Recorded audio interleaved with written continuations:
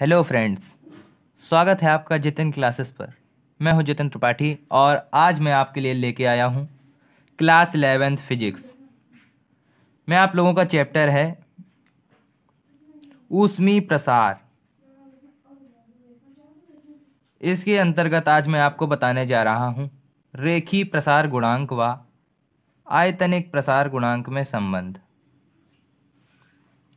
तो आइए शुरू करते हैं। तो बच्चों, सबसे पहले हम लोगों को दे रखा है कि एक आयताकार पटल है जिसकी भुजा क्या है, 1 सेंटीमीटर है। वर्ग है तो वर्ग की सभी भुजाएं 1 सेंटीमीटर होती हैं, ये तो आप लोगों को पता होगा। सभी भुजाएं 1 सेंटीमीटर है। क्योंकि वर्ग है, वर्गाकार पटल है, तो इसकी जो भुजा होगी वही चारों भुजाएं होंगी, यानी 1 सेंटीमीटर है। तो सबसे पहले बच्चों लिखेंगे कि माना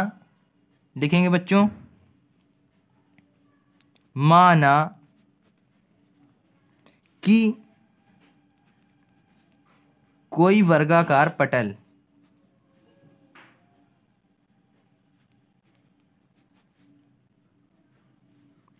कोई पटल है या वर्गाकार पटल है जिसकी भुजा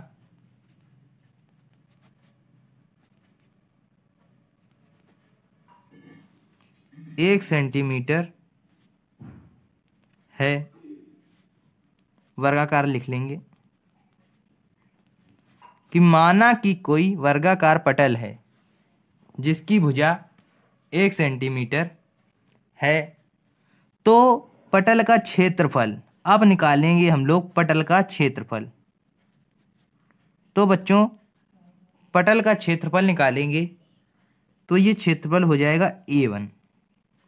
क्योंकि आप बच्चों जानते हैं कि वर्ग का क्षेत्रफल क्या होता है, वर्ग का क्षेत्रफल होता है भुजा स्क्वायर। क्योंकि वर्ग का क्षेत्रफल क्या होता है बच्चों, भुजा स्क्वायर। इसका क्षेत्रफल होता है भुजा स्क्वायर। तो इसका क्या हो जाएगा, 1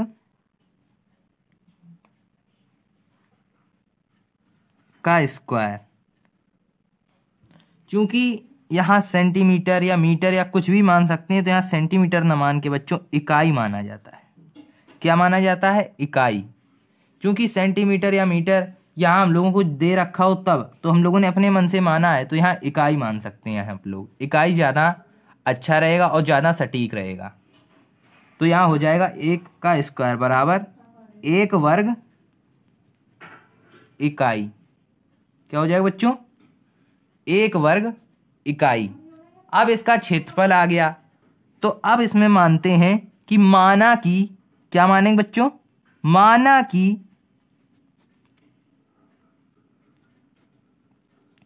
पटल में 1 डिग्री सेल्सियस का,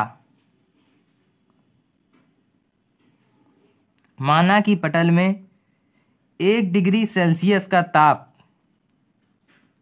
बढ़ाया जाए,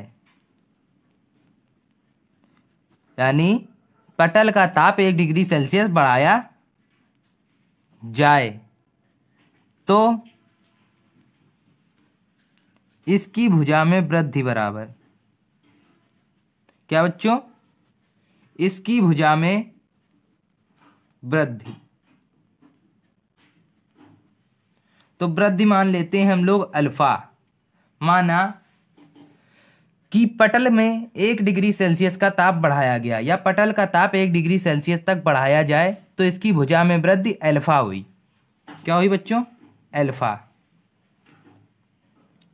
तो पुनः पटल की लंबाई क्या हो जाएगी, अब इसमें ध्यान दीजिएगा बच्चों कि इसमें 1 डिग्री सेल्सियस का ताप बढ़ाया गया, तो पटल की मान लीजिए लंबाई हो गई, इतनी बढ़ गई, ये अल्फा बढ़ गई, और ये पहले थी 1। कितनी थी बच्चों, 1। तो ये पूरी लंबाई कितनी हो जाएगी, यहां से लेके यहां तक की लंबाई कितनी हो जाएगी, 1 प्लस अल्फा। क्योंकि यहां तक की 1 थी बच्चों, और फिर ये अल्फा और बढ़ गई, तो क्या हो जाएगी लंबाई, 1 प्लस अल्फा। तो पटल की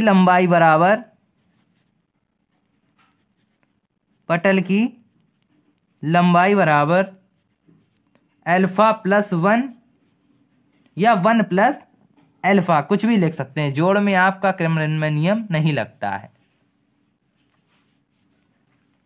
तो पुनः पटल का क्षेत्रफल निकालने पर क्या पुनः पटल का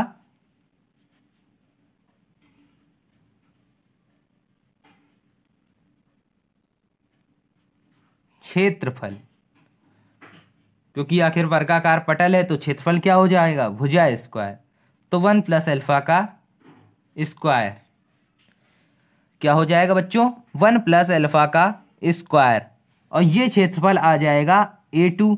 अब हम लोगों के पास A1 क्षेत्रफल और A2 क्षेत्रफल, दोनों क्षेत्रफल दिए हैं, और जब हमारे पास दोनों क्षेत्रफल होते हैं तो अब इसके क्षेत्रफल में हम लोग बच्चों वृद्धि निकाल लेंगे। क्या निकाल लेंगे, वृद्धि। तो लिखेंगे कि क्षेत्रफल में वृद्धि बराबर, क्या बच्चों, क्षेत्रफल में वृद्धि बराबर, और क्षेत्रफल में वृद्धि बराबर को क्या लिख सकते हैं हम लोग, डेल ए। तो डेल ए बराबर A2 माइनस A1 बराबर क्या हो जाएगा, अल्फा प्लस 1 का होल ऑफ स्क्वायर माइनस 1। तो a प्लस बी के होल स्क्वायर से इसको खोल दिया जाएगा। a प्लस बी का होल स्क्वायर क्या होता है, a square plus B square plus 2ab से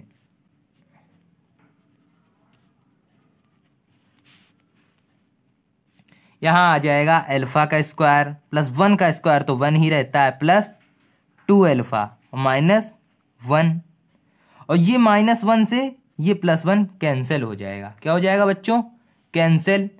अब यहाँ आप लोग ध्यान दीजिएगा कि अल्फा जो है 1 डिग्री सेल्सियस जब ताप प्रवाहित किया गया वर्गाकार पटल में, तो अल्फा मान लो 1 डिग्री सेल्सियस में बहुत ही अल्प वृद्धि हुई होगी, ताप बहुत कम है, तो इसलिए ये अल्प वृद्धि हुई है, तो अल्फा स्क्वायर और भी अल्प हो जाएगा। तो इसलिए लिखेंगे बच्चों कि अल्फा अल्पतम है। क्या है बच्चों, अल्पतम, क्योंकि 1 डिग्री सेल्सियस का ताप प्रभावित हुआ तो हल्का मतलब बिल्कुल अल्प, ना के बराबर वृद्धि हुई है, तो अल्फा अल्पतम है। अतः अल्फा स्क्वायर नगण्य लेने पर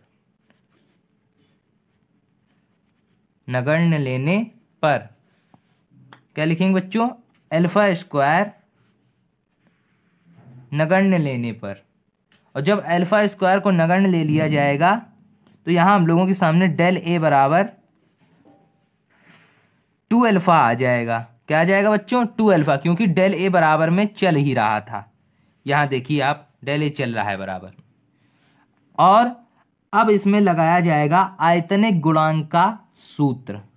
आयतनिक गुणांक का सूत्र क्या होता है बच्चों, आयतनिक गुणांक का सूत्र, आयतनिक नहीं, क्षेत्रीय गुणांक का सूत्र क्या लगेगा, क्षेत्रीय गुणांक का सूत्र, क्षेत्रीय गुणांक का सूत्र। तो क्षेत्रीय गुणांक का सूत्र होता है beta is equal to delta A upon A into delta T. और डेल्टा ए का मान देखिए आप लोगों को यहां दिया गया है, तो यहां से डेल्टा ए का मान रखेंगे, तो बीटा बराबर 2 alpha upon A into delta T. अब यहां ऊपर आप लोग देखिए, हम लोगों ने ताप को क्या माना है, ताप को हम लोगों ने माना है 1 डिग्री सेल्सियस, और क्षेत्रफल पहले वाला क्या था, 1 वर्ग इकाई। तो यहां ताप और क्षेत्रफल का भी मान रख दिया जाएगा। तो ताप और क्षेत्रफल का जब मान रखेंगे तो बीटा बराबर 2 अल्फा अपॉन 1 इंटू 1, तो बीटा बराबर क्या आ जाएगा बच्चों, 2 अल्फा। यही रेखीय प्रसार गुणांक और क्षेत्रीय प्रसार गुणांक में संबंध होता है। क्या होता है बच्चों, रेखीय प्रसार गुणांक और क्षेत्रीय प्रसार गुणांक में संबंध।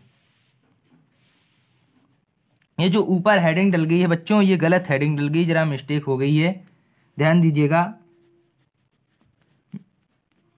क्षेत्रीय प्रसार गुणांक, रेखीय प्रसार गुणांक और क्षेत्रीय प्रसार गुणांक में क्या है बच्चों, संबंध है। ये क्षेत्रीय प्रसार गुणांक में, ये आयतनिक प्रसार गुणांक अगले वीडियो में बताया जाएगा। ये रेखीय प्रसार गुणांक और क्षेत्रीय प्रसार गुणांक में संबंध है। ध्यान से देखिएगा बच्चों, एक बार आप लोग स्क्रीनशॉट ले लीजिए।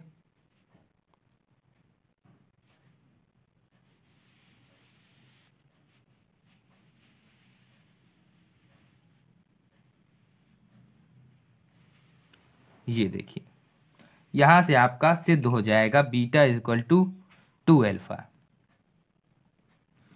यदि आपको हमारा ये वीडियो पसंद आई हो तो इसे लाइक करें, सब्सक्राइब करें और शेयर करें, और अधिक से अधिक अपने फ्रेंड्स को शेयर करें ताकि आपके फ्रेंड्स भी हमारे इस कोचिंग का लाभ ले सकें। धन्यवाद।